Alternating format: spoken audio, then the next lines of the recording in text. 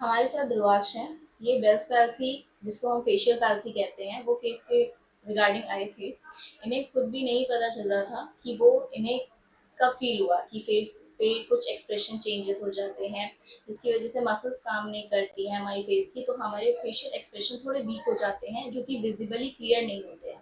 तो एक बार हम ध्रुवाक्ष से पूछते हैं कि उन्हें ये दिक्कत कैसे हुई और उन्हें कब महसूस हुआ कि उन्हें कुछ ऐसा भी हो रहा है कि जिससे फेशियल एक्सप्रेशन नहीं आ रहे हैं। um, मेरे को अराउंड 45 डेज पहले ये इशू स्टार्ट हुआ था। और जब हुआ तो मुझे कोई आइडिया नहीं था कि ये क्या है। और इमीडिएटली पता भी नहीं चल रहा था बिकॉज कोई lack of loss of sensation नहीं था, बस एक साइड की मसल्स पूरी नहीं चल रही थी। फिर मेरे को धीरे धीरे रियलाइज होना स्टार्ट हुआ, मुझे लगा स्लीपलेसनेस की वजह से कुछ हो रहा है। मेरे को धीरे धीरे रियलाइज होना स्टार्ट हुआ दैट प्रॉब्लम थोड़ा सीवियर है।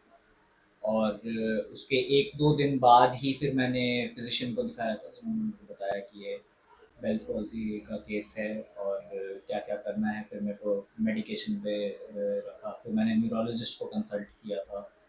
और वो मेडिसिन का कोर्स 1 हफ्ते चला। थ्रू आउट दैट पीरियड वही फेस में सेम प्रॉब्लम आ रहा था मेरे को। खाने पीने में काफ़ी प्रॉब्लम था बिकॉज यहाँ से खाना ड्रिप हो रहा था, पानी ड्रिप हो रहा था।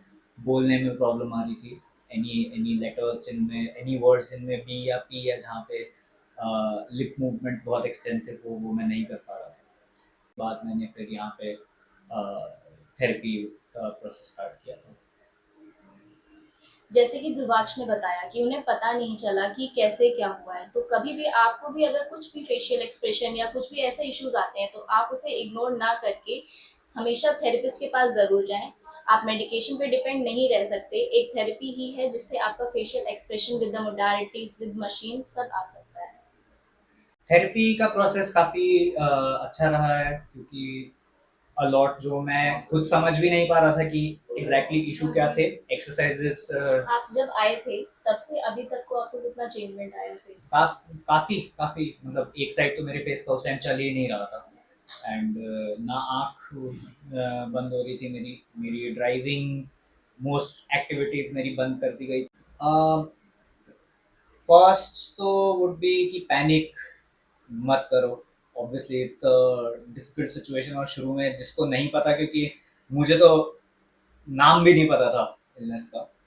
और जब ऐसा कुछ होता है, the worst things come to your mind कि हाँ क्या क्या हो सकता है।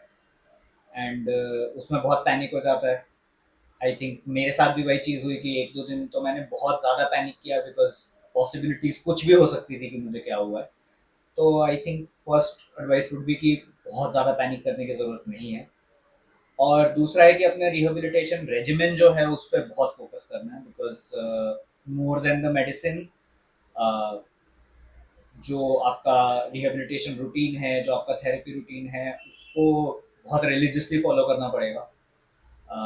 तभी क्विक प्रोग्रेस आएगी इवेंचुअली। जितना मुझे बताया गया है, इन स्पेस ऑफ मंथ्स वैसे भी चला ही जाता है, लेकिन अगर क्विक और एफिशिएंट रिकवरी चाहिए इन मसल मूवमेंट, तो अपना रेजिमेंट बहुत रिलीजियसली फॉलो करना पड़ेगा।